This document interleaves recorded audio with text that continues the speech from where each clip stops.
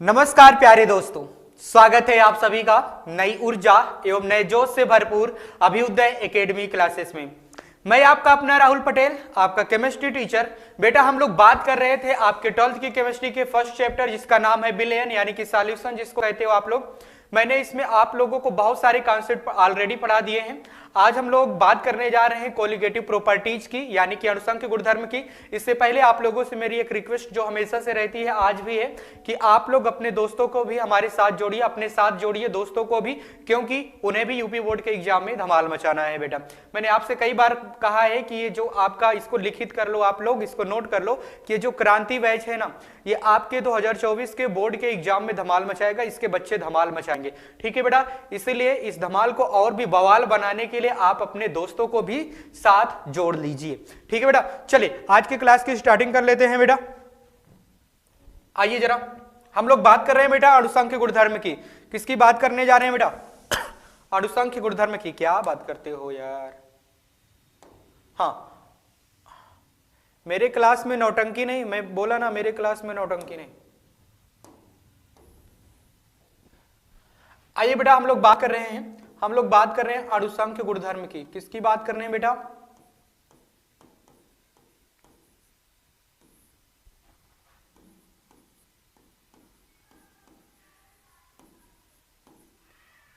अनुसंख्य गुणधर्म, जिसको आप लोग इंग्लिश में क्या कहते हो बेटा?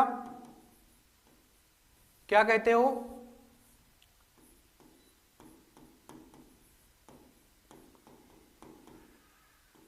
कोलिगेटिव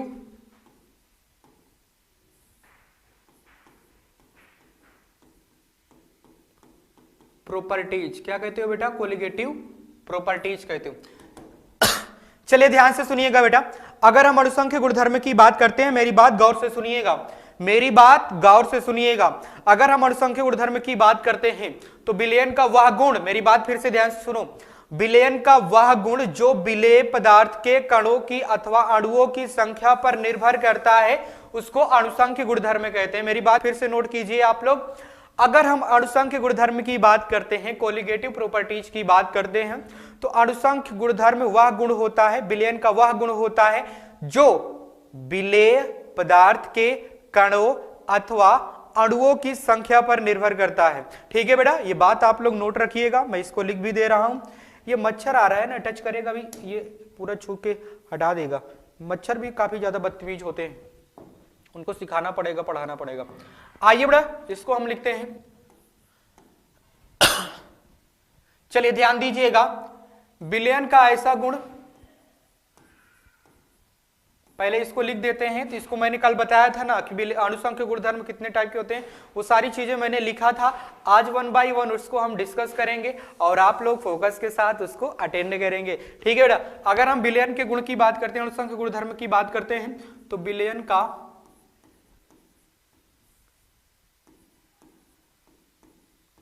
बिलियन का यहां पे वह लिख देता हूं, वह गुण जो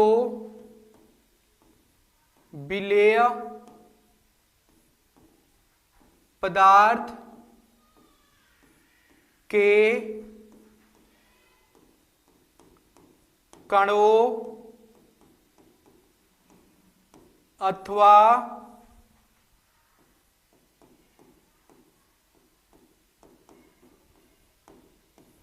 अणुओं पर निर्भर करता है। किस पे निर्भर करता है बेटा? कणों अथवा अणुओं पर निर्भर करता है। ठीक है बेटा? हाँ सर ठीक है, आप लोग इसको नोट डाउन कीजिए। हाँ सर नोट डाउन कर रहे हैं। एक्चुअली हम बात करें ना बेटा, एक्चुअली हम बात करें, मेरी बात ध्यान से सुनिएगा। एक्चुअली दरअसल अगर हम बात करें इसमें, तो जो अनादर्श विलयन होते हैं, जो अनादर्श विलयन होते हैं वही फॉलो करते हैं किसको? अनुसंख्य गुणधर्म को दिखाते हैं, वही अनुसंख्य गुणधर्म को दिखाएंगे जो अनादर्श विलयन होते हैं। और अनादर्श विलयन में ही विलेय पदार्थ अवाष्पशील होता है। अनादर्श विलयन में ही विलेय पदार्थ अवाष्पशील होता है। या फिर अगर हम कंडीशन दें कि अनादर्श विलयन को दो पार्ट में आपने कैटेगराइज किया था ना, एक क्या था भाई साहब, एक आपने कैटेगराइज ये किया था कि जो धनात्मक विचलन प्रदर्शित किए, और दूसरा आपने क्या कहा था कि जो ऋणात्मक विचलन प्रदर्शित करे। यानी कि अगर वो धनात्मक विचलन प्रदर्शित करेगा तो उसमें हम विलेय और विलायक ऐसे पदार्थ लेंगे जो बहुत अधिक मात्रा में वाष्प बनाते हैं। और यहां पे ध्यान सुनिएगा, अगर हम ऋणात्मक विचलन की बात करेंगे अनादर्श विलयन का, तो वो क्या करते हैं भाई साहब, वो क्या करते हैं कि उसमें कोई विलेय पदार्थ, मान लीजिए विलेय पदार्थ है, विलेय पदार्थ वाष्पशील नहीं होगा, जिससे क्या हो जाएगा भाई साहब, क्या हो जाएगा, वाष्प दाब में कमी आ जाएगी। ये बात मैंने आप लोगों को प्रॉपरली कल के क्लास में मैंने आपको बताया था, जाके आप लोग फोकस के साथ उस क्लास को अटेंड कीजिएगा, जिससे आपको समझ में आएगा। अगर यहाँ पे किसी का दिमाग सन का, अगर यहाँ पे दिमाग सन का किसका बेटा, थोड़ा सा कॉल आ रहा है, 1 मिनट जस्ट टाइम दीजिएगा।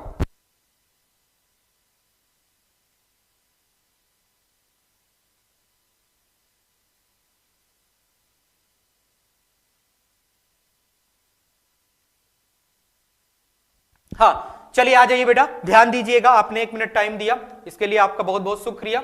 ध्यान दीजिएगा बेटा, मैंने आपसे कहा कि आप सीधी सी बात एक नोट कर लो कि अणुसंख्य गुणधर्म हम अनादर्श विलयन में देखते हैं। किस में देखते हैं बेटा, अनादर्श विलयन में ही देखते हैं अणुसंख्य गुणधर्म। ये बात हमेशा माइंड में नोट करिएगा, बाकी बात की बात जो भी है वो भाड़ में जाए, ठीक है बेटा। हाँ चलिए आ जाइए बेटा, अब मैंने आपको लिखा कि अणुसंख्य गुणधर्म क्या है भाई, विलयन का वह गुण जो विलेय पदार्थ के कणों अथवा उसके परमाणुओं पे क्या करे भाई साहब, निर्भर करे।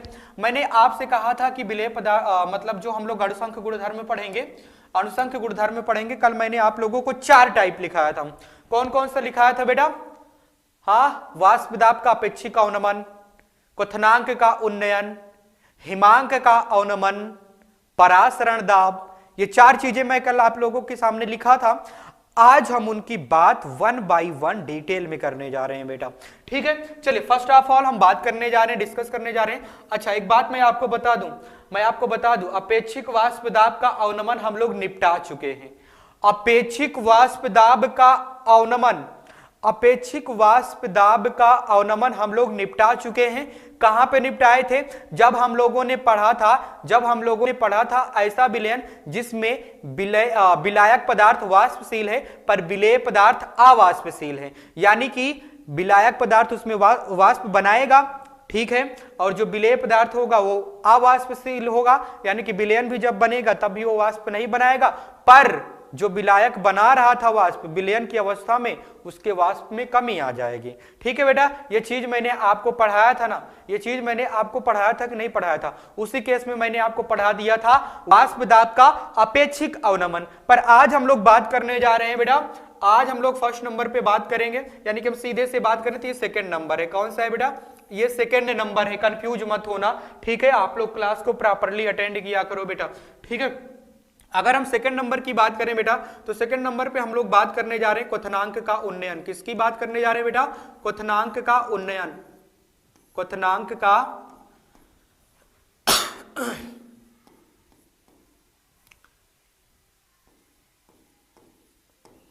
उन्नयन, यानी कि जिसको आप लोग कहते हो elevation in boiling point, elevation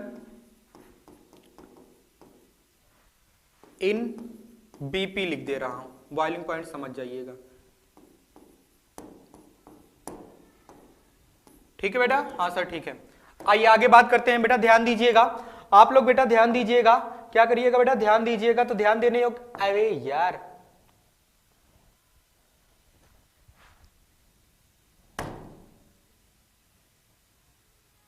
साले दोबारा दिखना मत,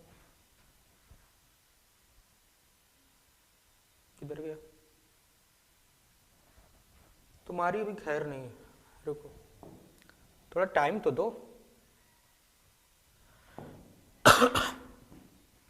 आइए ध्यान दीजिएगा बेटा, अगर हम क्वथनांक के उन्नयन की बात करते हैं, किसकी बात करते हैं बेटा, क्वथनांक के उन्नयन की बात करते हैं, तो मेरी बात गौर से सुनिएगा। मान लीजिए कि आपको पदार्थ ऐसा दिया गया था, आपको एक विलेय पदार्थ दिया गया है, आपको एक विलेय पदार्थ दिया गया है, और विलेय पदार्थ को मैं कह रहा हूं ए, और आपको दिया गया है दूसरे बर्तन में विलायक पदार्थ जिसको आप लोग बी कह रहे हो, ठीक है बेटा, हाँ सर ठीक है। ये जो विलेय पदार्थ ये है अवाष्पशील, यानी कि ये भाप नहीं बनाएगा, ये वाष्प दाब भी नहीं देगा भाई साहब, वाष्प नहीं बनाएगा तो क्या करेगा भाई साहब, वाष्प दाब भी तो नहीं देगा, अवाष्पशील है।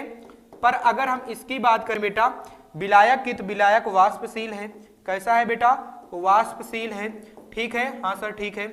अच्छा, अब यहां पे बात यह होती है कि जब शुद्ध अवस्था में विलायक था, यानी कि विलयन नहीं बना था, सिर्फ विलायक था, तो जब सिर्फ विलायक है तब वो कुछ वाष्प दे रहा है, वाष्प दे रहा है, और उसको वाष्प देने के लिए हम लोग उसको कुछ टेम्परेचर दे रहे हैं। क्या दे रहे हैं बेटा, टेम्परेचर दे रहे हैं। ठीक है। अच्छा एक बात बताइए, आप लोगों ने जब किसी भी पदार्थ को उबलते हुए देखा होगा तभी तो वो वाष्प बनाता है, जब तक वो उबलता नहीं है, बॉईल नहीं होता है, तब तक उसमें से वाष्प नहीं निकलती है। सीधी सी बात है, हाँ सर सीधी सी बात है। यानी कि यहाँ पे हम बात ये कह सकते हैं, यहाँ पे हम बात ये कह सकते हैं कि कोई एक फिक्स टेम्परेचर था जिसपे विलायक पदार्थ उबल रहा था। सीधी सी बात है कि जिस पर विलायक पदार्थ क्या हो रहा था बेटा, उबल रहा था। पर ये जो विलेय पदार्थ है, इसको मान लो ठोस है। क्या है बेटा, ये ठोस है। ठीक है। अब इसको मैंने इसमें मिला दिया, क्या कर दिया, इसमें ऐड कर दिया। अब जब इसको ऐड करके हमने बना दिया विलयन, क्या बना दिया बेटा, हमने बना दिया विलयन किसका, AB का। किसका बना दिया बेटा, AB का विलयन बना दिया। तब एक बात बताइए, जिस टेम्परेचर पे ये उबल रहा था भी, अब उसमें मैंने ठोस पदार्थ मिला दिया, तो अब उस टेम्परेचर पे ये पदार्थ बी वाला यानी कि विलायक उबलेगा या फिर नहीं उबलेगा, उसी टेम्परेचर पे उबलेगा या फिर नहीं उबलेगा। सीधे से बात है, नो बकवास। आप बताइए कमेंट में यस और नो, यानी कि शुद्ध अवस्था में जिस टेम्परेचर पे विलायक उबल रहा था, क्या अब भी उसी टेम्परेचर पे विलयन बनने पर भी उबलेगा विलयन, बताइए जरा, हैं? नहीं ना। अब क्या होगा भाई साहब, उसमें तो हमने ठोस पदार्थ विलेय मिला दिया। अब अगर हमें देखना है कि उसको उबलते हुए देखना है, तो उसको और भी टेम्परेचर देना पड़ेगा। क्या करना पड़ेगा बेटा, और भी टेम्परेचर देना पड़ेगा, तापमान को बढ़ाना पड़ेगा, तभी वो उबलेगा, यानी कि उसका क्वथनांक बढ़ जाएगा। क्या होगा बेटा, क्वथनांक बढ़ जाएगा। क्या हो जाएगा, क्वथनांक बढ़ जाएगा। अच्छा एक बात मैं आपको बता देता हूं, आप लोग शायद क्वथनांक ना जानते हो, तो क्वथनांक आप लोग समझ लीजिए। अगर आपसे कहा जाए क्वथनांक क्या है, आपसे अगर कहा जाए क्वथनांक क्या है, मैं साइड में लिख दे रहा हूं, यानी कि जिसको आप लोग बीपी कहते हो, बॉइलिंग पॉइंट कहते हो, ठीक है, शॉर्टकट में आप बीपी कहते हो। तो क्वथनांक वह तापमान जिस पर कोई द्रव पदार्थ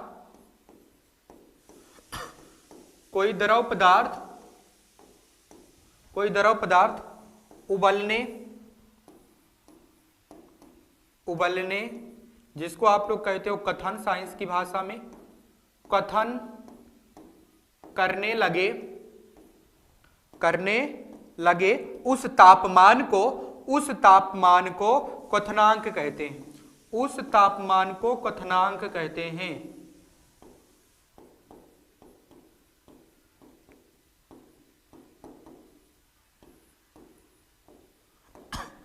क्या कहते हैं बेटा, उस तापमान को क्वथनांक कहा जाता है। मैंने आपके सामने लिख दिया है सारी चीजें, इसको एक बार लिखिए, तो इसको मैं ग्राफ के थ्रू आप लोगों को समझा देता हूं। क्या करता हूं बेटा, ग्राफ के थ्रू समझा देता हूं। क्वथनांक का उन्नयन का मतलब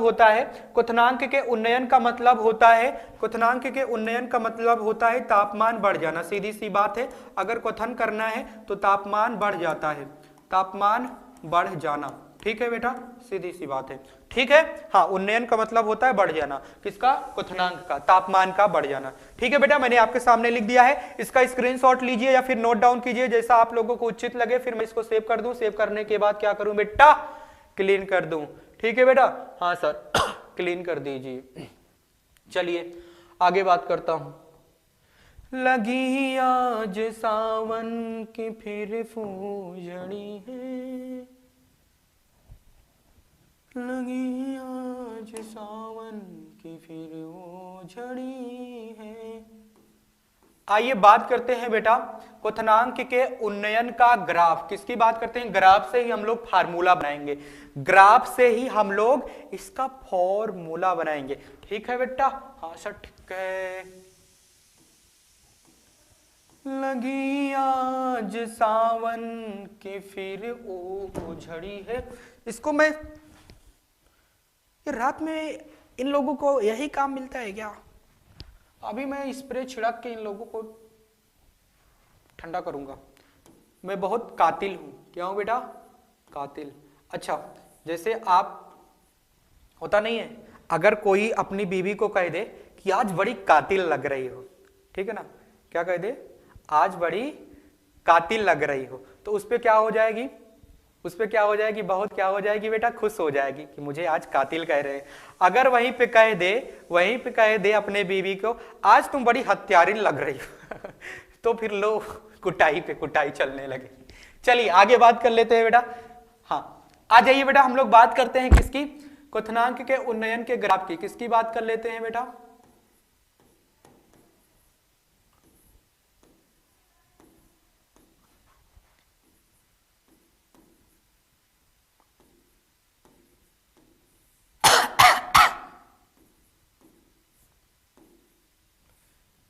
कैसे लिखा रहा है यार?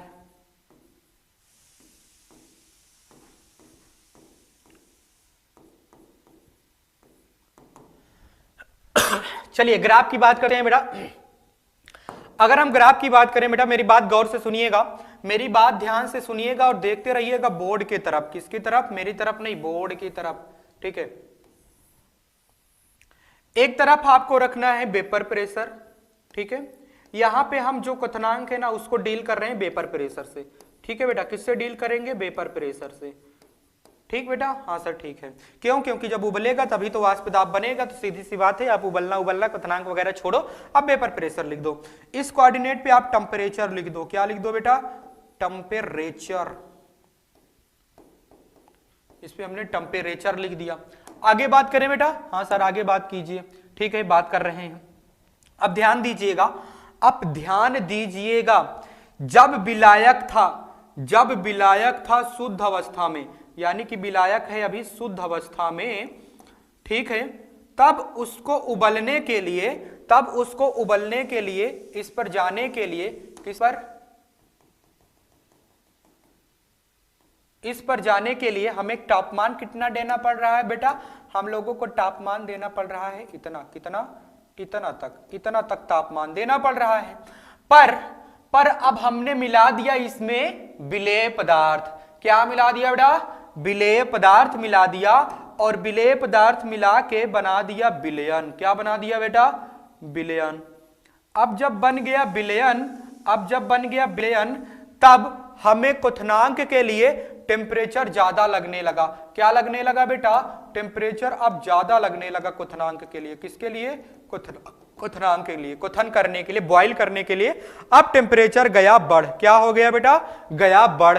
अब यहां पे अगर हम लिखना चाहें बेटा, अगर हम लिखना चाहें तो यहां पे हम लिखेंगे कि ये है शुद्ध अवस्था का बॉइलिंग पॉइंट, T0B से जिसको लिखते हैं। मेरी बात ध्यान से सुनिएगा, शुद्ध अवस्था का वाष्प दाब T0B, वाष्प दाब कह रहा हूं, शुद्ध अवस्था का बॉइलिंग पॉइंट क्वथनांक T0B, और अब जब विलयन बन गया तब इसको कहेंगे TB। क्या कहेंगे? TB। ठीक है बेटा? अब इनके बीच में जो अंतर होता है, इनके बीच में जो मंतर जंतर होता है बेटा, इनके बीच में जो जंतर मंतर होता है ना बेटा, उसको लिखते हैं डेल्टा टीबी। क्या लिखते हैं बेटा? डेल्टा टीबी लिखते हैं। ठीक है, मैंने लिख दिया। इनके बीच में टेम्परेचर का अंतर क्या होता है बेटा? डेल्टा टीबी होता है। तो अब यहां पे फार्मूला बनेगा। क्या बनेगा बेटा? फार्मूला बनेगा, और वो जो फार्मूला बनेगा ना, वो बनेगा आपका, क्या बनेगा बेटा? अरे दीवानो मुझे पहचानो, मैं हूं कौन। तो ये फार्मूला बनेगा, यानी कि एक मिनट, मैंने उल्टा लिख दिया क्या यार, क्या बात करते हो? TB माइनस T0B, यानी कि final boiling point minus initial boiling point. ठीक है बेटा, ये आपका बनता है फॉर्मूला। पर अगर हम बात करें बेटा प्रयोगात्मक, अगर हम बात करें प्रयोगात्मक की, अगर हम इसमें बात करें प्रयोगात्मक की, थोड़ा सा भी लिखने दो, मैं समझा दे रहा हूं, कई बार समझाऊंगा जब तक आपको समझ नहीं आ जाएगा। अगर हम प्रयोगात्मक की बात करते हैं बेटा, तो प्रयोगात्मक कहा यह जाता है, प्रयोगात्मक रूप में कहा यह जाता है, मेरी बात गौर से सुनिएगा, कि जो डेल्टा टीबी होता है, जो डेल्टा टीबी होता है, यानी कि क्वथनांक का जो उन्नयन होता है, क्वथनांक का जो उन्नयन होता है वो अनुकर्मानुपाती होता है मोललता के। किसके अनुकर्मानुपाती होता है बेटा? मोललता के अनुकर्मानुपाती होता है।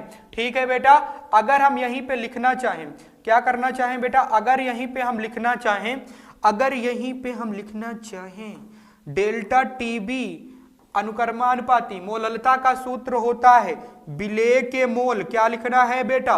विलेय के मोल बटे में डब्बा गोल।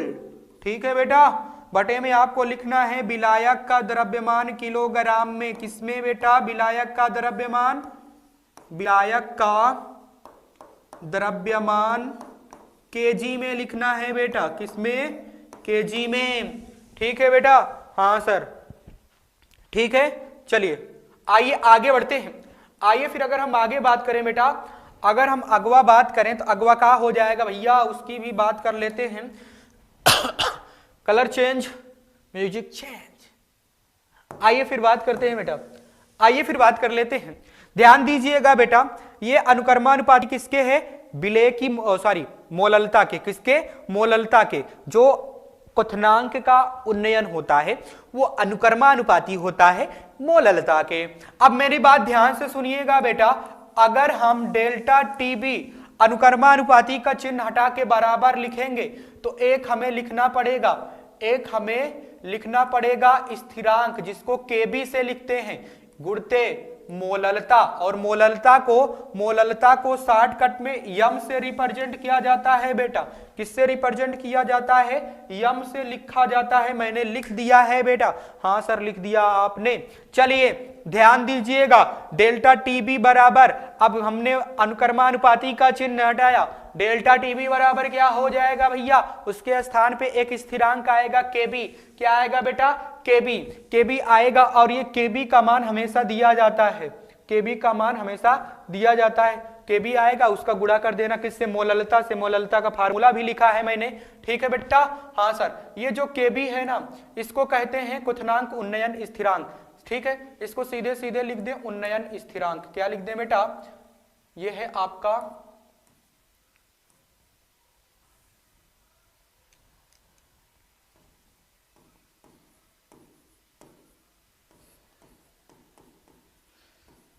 उन्नयन स्थिरांक है। ठीक है, ये क्या है बेटा? उन्नयन स्थिरांक है। और ये सदैव आपको प्रश्न में दिया जाएगा। केबी का मान प्रश्न में दिया रहता है, केबी का मान सदैव प्रश्न में दिया जाता है। मान सदैव या हमेशा, सदैव प्रश्न में दिया जाता है।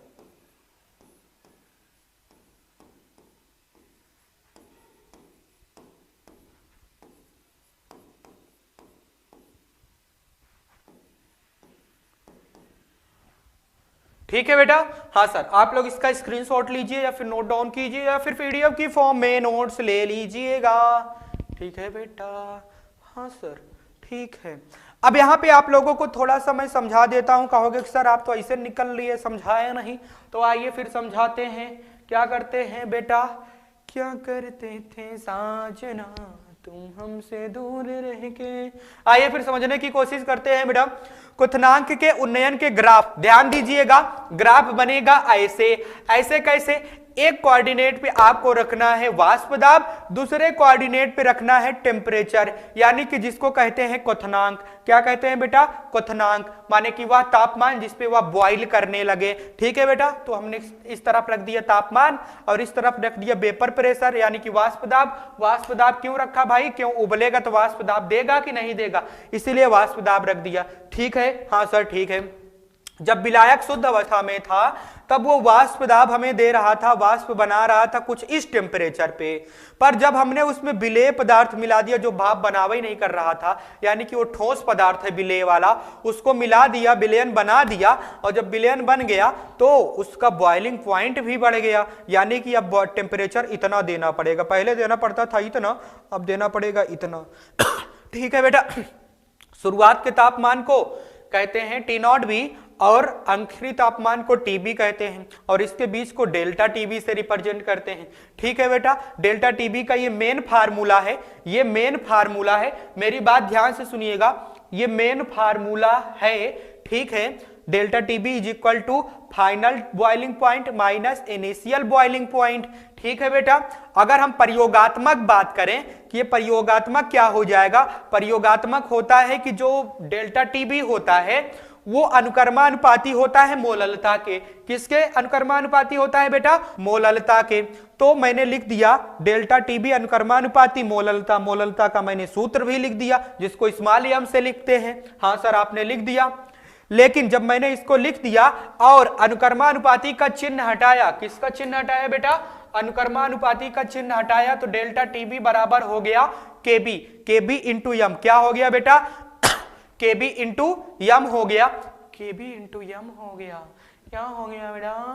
केबी इंटू यम हो गया। ठीक है ना? हाँ सर ठीक है, हाँ सर ठीक है, केबी हो गया इंटू यम हो गया, यानी कि मोललता हो गया। केबी को कहते हैं उन्नयन स्थिरांक। क्या कहते हैं बेटा? उन्नयन स्थिरांक। ये आपको प्रश्न में दिया जाएगा। अब आप लोग कंफ्यूज कहां पे हो सकते हो उसकी बात कर लेते हैं। आप लोग कंफ्यूज इस वाले फार्मूले में और इस वाले फार्मूले में हो सकते हो। ठीक है बेटा? हाँ सर ठीक है। अब कहोगे कि सर मैं कौन सा फार्मूला लगाऊं? ठीक है, मैं कौन सा फार्मूला लगाऊं? तो पहले आपको ये वाला फार्मूला लगाना पड़ेगा, ये फर्स्ट नंबर पे आपको ये फार्मूला लगाना पड़ेगा, और ये दूसरे नंबर पे आपको फार्मूला लगाना पड़ेगा। फर्स्ट नंबर पे उसको लगाना पड़ेगा, दूसरे नंबर पे इसको लगाना पड़ेगा। अब मैं बता दूं ये दोनों टर्म अलग अलग हैं। क्या है बेटा? ये दोनों टर्म अलग अलग हैं। ठीक है, फार्मूले भी अलग अलग हैं, है कि नहीं? यहां पे डेल्टा टी बराबर टीबी माइनस टी नॉट भी दिया गया है, यहां पे डेल्टा टी बराबर केबी इंटू मोललता दिया गया है। तो इसमें अंतर क्या है बेटा? अगर इस वाले फार्मूले से हम सॉल्व करेंगे, इस वाले फार्मूले से अगर हम सॉल्व करेंगे तो वो हमको ये बताएगा कि शुरुआत से लेकर अब इसके आखिरी तक में टेम्परेचर कितना बढ़ा, यानी कि आपको एग्जैक्ट टेम्परेचर बताएगा कि इतना टेम्परेचर बढ़ा है। कितना बढ़ा है? इतना बढ़ा है, यानी कि इतना टेम्परेचर बढ़ गया है। अंतर बताएगा, सीधे सीधे आपको क्या बताएगा बेटा?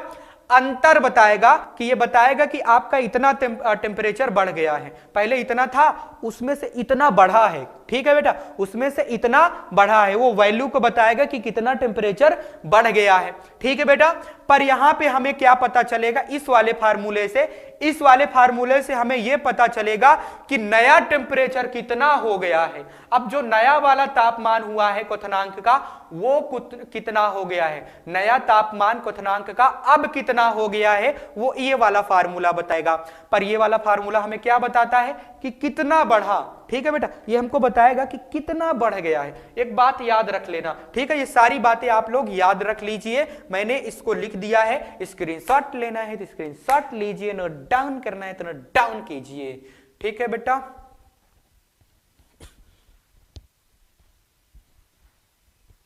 एक गाना याद कर रहा हूं बेटा मैं तुम लोग को सुनाने के लिए। अच्छा सा गाना था, कौन सा गाना था? नहीं पता, चल सेव कर देता हूँ, भूल जाता हूँ, पढ़ाते पढ़ाते भूल जाता हूँ मैं गाना गाने का।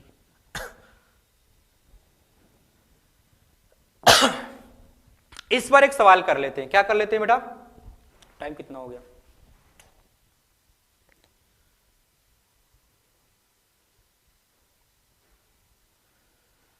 चलिए अभी टाइम नहीं हुआ है पूरा। अब बात कर लेते हैं बेटा इस पे एक सवाल की, किसकी बात कर लेते हैं बेटा, इस पे एक सवाल की बात कर लेते हैं।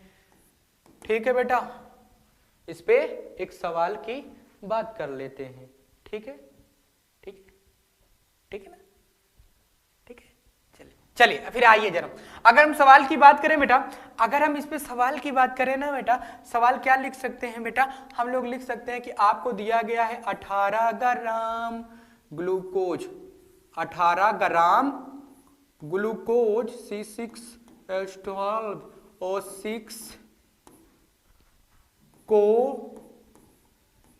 1 किलोग्राम जल में मिलाकर को 1 किलोग्राम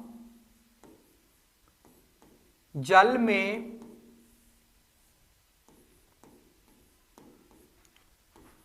मिलाकर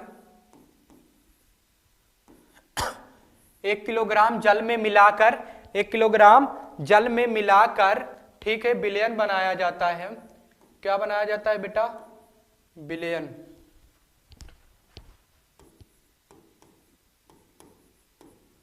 विलयन बनाया जाता है। ठीक है बेटा, बनाया जाता है। दिया गया है, पहले आप लोगों को कर देते हैं, तो ज्ञात कीजिए कि, तो ज्ञात कीजिए कि, ठीक है, कि क्वथनांक का उन्नयन कितना हुआ, क्वथनांक, तो ज्ञात, एक मिनट, तो क्वथनांक का उन्नयन, तो पहले लिख देता हूं क्वथनांक का उन्नयन, तो क्वथनांक का उन्नयन और नए क्वथनांक को ज्ञात कीजिए, और नए क्वथनांक को ज्ञात कीजिए। आइए फिर शुरू करते हैं बेटा। ध्यान दीजिएगा, इस सवाल को सॉल्व करने की कोशिश की जाती है हमारे तरफ से और आप लोगों की तरफ से होनी चाहिए, क्योंकि कोशिशें ही हमें कामयाब बनाती हैं। आइए फिर बेटा हम लोग बात कर लेते हैं इस सवाल की। इस सवाल की अगर हम बात करें तो इसमें कह रहा है कि आपको 18 ग्राम ग्लूकोज दिया गया है जो कि 1 किलोग्राम जल में घुला है। किसमें घुला है बेटा, 1 किलोग्राम जल में घुला है। ठीक है बेटा, और कह रहा है कि क्वथनांक का उन्नयन और नए क्वथनांक को ज्ञात कीजिए। अच्छा, यहां पे एक हम दे देते हैं कि आपको दिया गया है, दिया गया है, क्या क्या दिया गया है बेटा, केबी का मान आपको दे रखा है 0.52। ठीक है बेटा, हाँ सर ठीक है, और आपको टेम्परेचर दे रखा है, क्वथनांक का मान दे रखा है, शुरू में क्वथनांक का मान आपको दे रखा है, क्वथनांक आपको दे रखा है शुरू में 373 केल्विन। कितना दे रखा है बेटा, 373 केल्विन। आइए फिर हम लोग बात करते हैं बेटा, हम लोग पहले बात करेंगे इस सवाल को सॉल्व करने की। अगर हम इसको सॉल्व करें ना बेटा, अगर हम इसको सॉल्व करें ना बेटा, तो ना बेटा क्या हो जाएगा बेटा, आइए जरा देखते हैं बेटा, ना बेटा क्या हो जाएगा बेटा, आइए फिर देखते हैं बेटा। ध्यान दीजिएगा, ध्यान दीजिएगा बेटा, क्या करिएगा, गौर फरमाइएगा, अर्ज किया है गौर फरमाइएगा, आने से उनके आए बाहर, जाने से उनके जाए बाहर, इसके आगे आप बोल दीजिएगा। ठीक है बेटा, हाँ चलिए ध्यान दीजिएगा बेटा, सॉल्व हमको करना है डेल्टा टीबी से। Delta TB is equal to, delta TB is equal to KB into molality से। ठीक है बेटा, इस फार्मूले पे रखते हैं, मोललता वाले मतलब इस वाले फार्मूले पे। तो डेल्टा टीबी क्या हो जाएगा भैया, केबी का मान आपको दे रखा है 0.52 गुणते मोललता क्या हो जाएगा भाई साहब, दिया गया द्रव्यमान बटे आणविक द्रव्यमान मोल हो जाएगा। फिर देखो मोल पहले हम लोगों को रखना पड़ेगा मोललता में, फिर नीचे क्या रखना पड़ेगा, नीचे रखना पड़ेगा विलायक का द्रव्यमान। तो मोल क्या हो जाएगा भैया, दिया गया द्रव्यमान बटे आणविक द्रव्यमान, मैंने लिख दिया 18 है, दिया गया द्रव्यमान बटे आणविक द्रव्यमान। फिर क्या लिखना पड़ेगा भाई, विलायक का द्रव्यमान कितना है भैया, 1 किलोग्राम है, 1 किलोग्राम है। जब आप इसको सॉल्व करोगे तो ये तो 1/10 हो जाएगा, मल्टीप्लाई करोगे इसके साथ मल्टीप्लाई करोगे तो कितना हो जाएगा 0.052, कितना हो जाएगा बेटा 0.052, लिख देता हूं 0.052। ये आपका आया इसका वैल्यू डेल्टा टीबी के एग्जैक्ट वैल्यू, यानी कि इतना टेम्परेचर में बढ़ोतरी हुई। यानी कि अगर हम बात करें क्वथनांक का उन्नयन कितना हुआ 0.052 केल्विन का, कितने का बेटा, यहां पे केल्विन लिख देते हैं, कितने का उन्नयन हुआ है बेटा 0.052 केल्विन का। ठीक है बेटा, हाँ सर ठीक है। इतने के टेम्परेचर में क्या हुआ है भैया, उन्नयन हुआ है, बढ़ोतरी हुई है।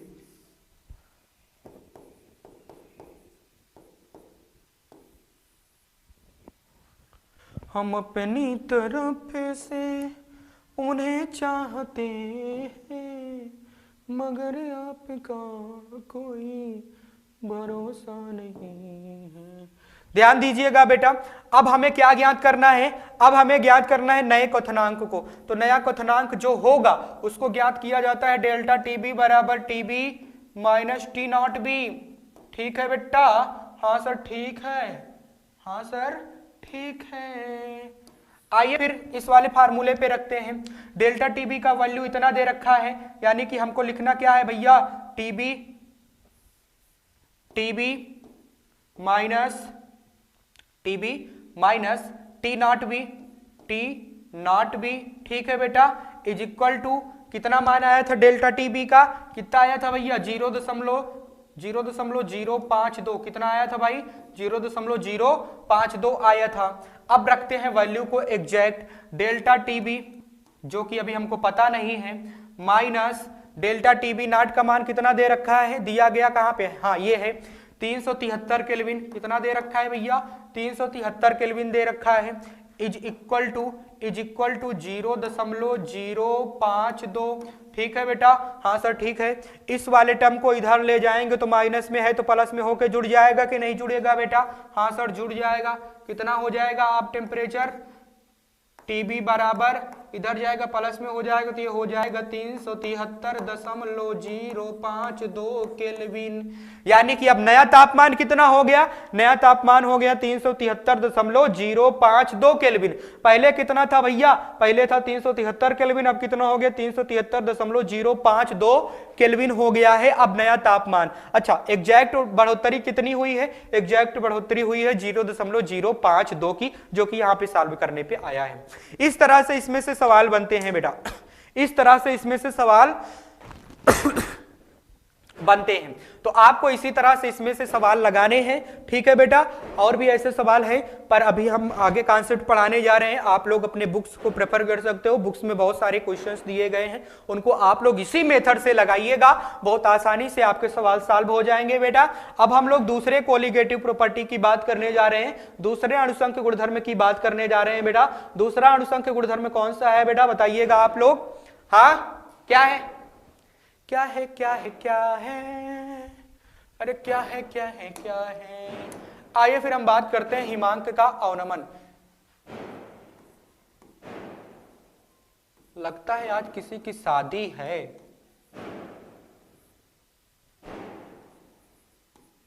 हिमांक का अवनमन,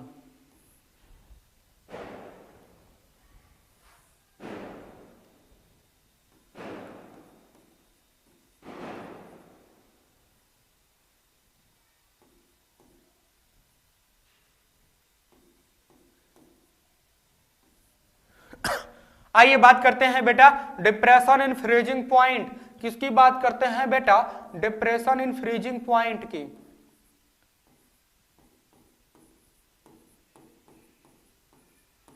ऐसे होता है ना, डबल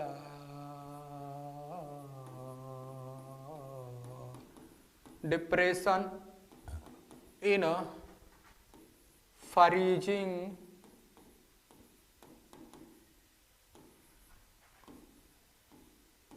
पॉइंट।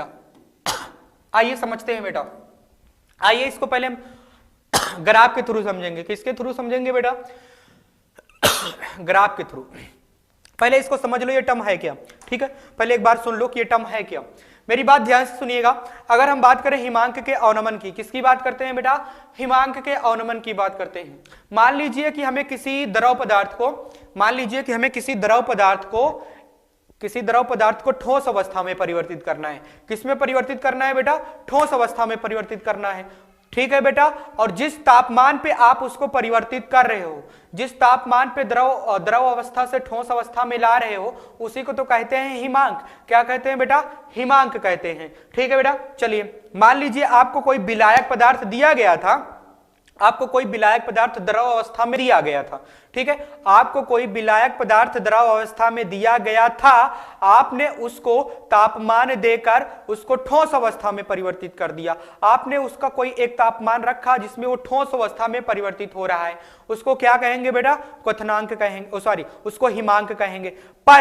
पर अब क्या हो रहा है बेटा कि आपने उस विलायक में कोई ऐसा ठोस विलेय पदार्थ मिला दिया, कोई ऐसा ठोस विलेय पदार्थ मिला दिया जिससे क्या हो गया बेटा कि अब उस पदार्थ को, अब उस विलायक पदार्थ को जो विलयन में अब बन गया है, उसको ठोस में परिवर्तित करने के लिए हमें हिमांक को और भी कम करना पड़ रहा है भाई, यानी कि तापमान को और भी कम करना पड़ रहा है।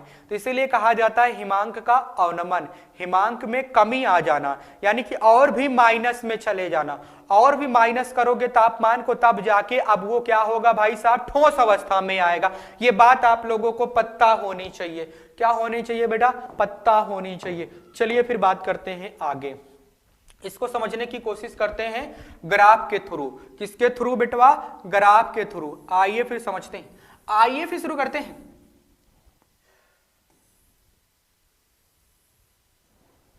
इधर आपको लिखना है वेपर प्रेशर,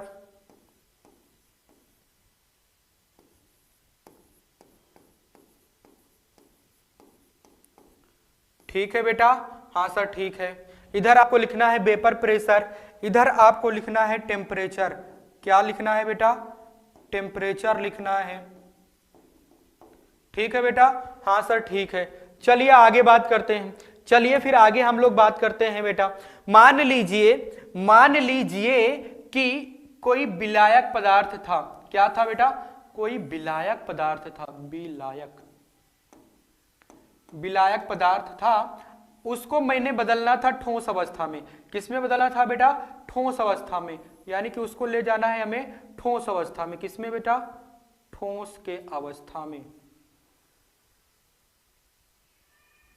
उसको ले जाना है हमें, दूसरा कलर लेते हैं, उसको ले जाना है हमें ठोस अवस्था में, ठीक है। और ठोस अवस्था में लाने के लिए उस विलायक पदार्थ को हमें टेम्परेचर देना पड़ रहा है। कितना देना पड़ रहा है बेटा, अच्छा थोड़ा सा इसको इधर साइड लिखते हैं, नहीं तो अभी समझ नहीं पाओगे बेटा। पहले था विलायक पदार्थ, हाँ सर विलायक पदार्थ था, ठीक है भाई साहब। अब क्या हुआ, आपने उसको ठोस अवस्था में बदलना है। ठोस अवस्था में बदलने के लिए आपने क्या किया, तापमान उसको कहां तक दिया भाई साहब, यहां तक दिया, यानी कि उसका टेम्परेचर इतना कम कर दिया, ठीक है बेटा, हाँ सर ठीक है। अब बात यह होती है कि ये बन गया विलयन। क्या बन गया बेटा, ये बन गया विलयन। और जब ये विलयन बन गया विलायक मिला के, अब इसको ठोस अवस्था में ले जाने के लिए, अब इसको ठोस अवस्था में ले जाने के लिए हमें टेम्परेचर करना कितना पड़ रहा है भैया, इतना कम करना पड़ रहा है। यानी कि सीधे सीधे बात करें तो ये जो आपको लिखा गया है, ये चीज जो आपको लिखी गई है, ये है आपका क्या है भैया, ये है आपका T0 ऑफ फ्रीजिंग पॉइंट, यानी कि शुद्ध अवस्था का फ्रीजिंग पॉइंट, शुद्ध अवस्था का हिमांक। और ये वाला जो है TF है। क्या है बेटा, TF है। और इनके बीच में जो अंतर है बेटा वो है डेल्टा TF। क्या है बेटा, डेल्टा TF है, ठीक है बेटा, हाँ सर ठीक है। यानी कि अब भाई, और उसमें जब हम विलेय पदार्थ मिला दिया ऐसा कि अब क्या हो जाए भाई, अब हमको ठोस अवस्था में बदलना है तो और भी टेम्परेचर को कम करना पड़ रहा है। इसी को तो कहते हैं हिमांक का अवनमन। क्या कहते हैं बेटा, इसको हिमांक का अवनमन कहते हैं, ठीक है। आइए आगे बात करते हैं बेटा।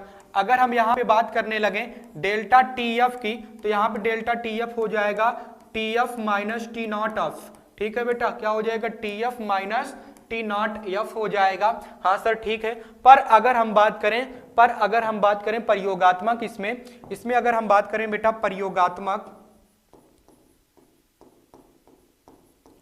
अगर हम बेटा इसमें प्रयोगात्मक बात करें ना, अगर हम इसमें प्रयोगात्मक बात करें तो जो डेल्टा टी एफ है वो डायरेक्टली प्रोपोर्शनल है, वो डायरेक्टली यानी कि अनुक्रमानुपाती किसके है भैया, मोललता के। किसके अनुक्रमानुपाती है, मोललता। जैसे उसको पढ़े थे किसका, क्वथनांक का उन्नयन को, इसी तरह से हिमांक का अवनमन भी होता है। ठीक है बेटा, हाँ सर ठीक है। यानी कि ये क्या हो गया भाई साहब, ये हो गया इस तरह से एक्सपेरिमेंटल। अब यहाँ पे अगर हम लिखना चाहें डेल्टा टी एफ क्या हो जाएगा भाई, विलेय का मोल, डायरेक्टली प्रोपोर्शनल यानी कि अनुक्रमानुपाती, विलेय का मोल में लिख दे रहा हूं, बटे में विलायक का द्रव्यमान, विलायक का वही चीज है सेम, विलायक का द्रव्यमान किस में लेना है बेटा, केजी में लेना है। हाँ सर ठीक है। चलिए आगे बढ़ते हैं बेटा। अगर हम आगे बढ़ें बेटा, ध्यान दीजिएगा मेरी बात, क्या करिएगा बेटा, ध्यान दीजिएगा।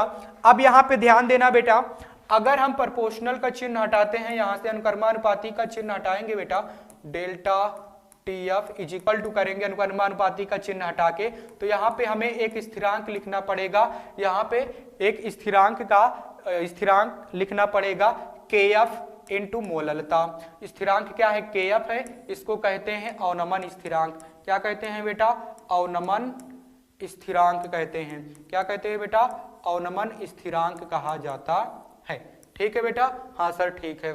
यानी कि ये फार्मूला इस तरह से हो गया, हाँ सर इस तरह से हो जाएगा। ठीक है बेटा, हाँ सर ठीक है। ये वाला भी फार्मूला है, ये जो कि बताएगा कि कितना हिमांक में परिवर्तन हुआ है, और ये क्या बताएगा कि नया हिमांक क्या हो गया है। ये हिमांक में कितना परिवर्तन बताएगा, ये फर्स्ट वाला मानेंगे, और ये क्या बताएगा कि अब हिमांक कितना नया वाला हो गया है। ठीक है बेटा, ठीक है सर। चलिए, मैंने आप लोगों को ये सारी चीजें डिटेल में पढ़ा दिया बेटा, मैंने आप लोगों को ये सारी चीजें डिटेल में पढ़ा दिया है बेटा। अब आप लोग को अगर नहीं समझ में आया है तो जाके फिर से लेक्चर को देखिएगा। मैं तो आशा करता हूं जिस तरह से मैंने पढ़ाया है गधे बच्चे को भी समझ में आ गया होगा। ठीक है बेटा, हाँ समझ में आया होगा, नहीं आया होगा फिर भी कहोगे अब समझ में आया, नहीं समझ में आया होगा मैं आशा करता हूं। अगर आपको थोड़ा भी कहीं पे डाउट लगता है तो फिर से लेक्चर को अटेंड कर लीजिएगा। ठीक है बेटा, आप लोगों से हमारी हमेशा से रिक्वेस्ट रहती है कि आप लोग अपने दोस्तों को भी साथ जोड़े। क्यों, क्योंकि इस बार तो हम लोगों को बवाल मचा देना है। क्या मचा देना है बेटा, धमाल प्लस बवाल। क्या कर देना है बेटा, धमाल प्लस बवाल इज इक्वल टू विस्फोट। क्या कर देना है बेटा, धमाल प्लस बवाल इज इक्वल टू विस्फोट कर देना है। इसीलिए आपको अपने दोस्तों को भी साथ जोड़ना है। ठीक है बेटा, क्रांति बैच में लाके उनको भी कहो कि आके एनरोल हो जाएं, क्योंकि पढ़ाई इस पे बिंदास तरीके से बिंदास टीचरों के द्वारा पढ़ाया जा रहा है बेटा। बेहतरीन टीचरों की टीम के द्वारा आप लोगों को सारे सब्जेक्ट पढ़ाए जा रहे हैं बेटा। ठीक है, क्योंकि आपको पता है आप डेली रेगुलरली क्लास को अटेंड कर रहे हो। ठीक, यही बात अपने दोस्तों के साथ भी आप साझा कर दो। ठीक है बेटा।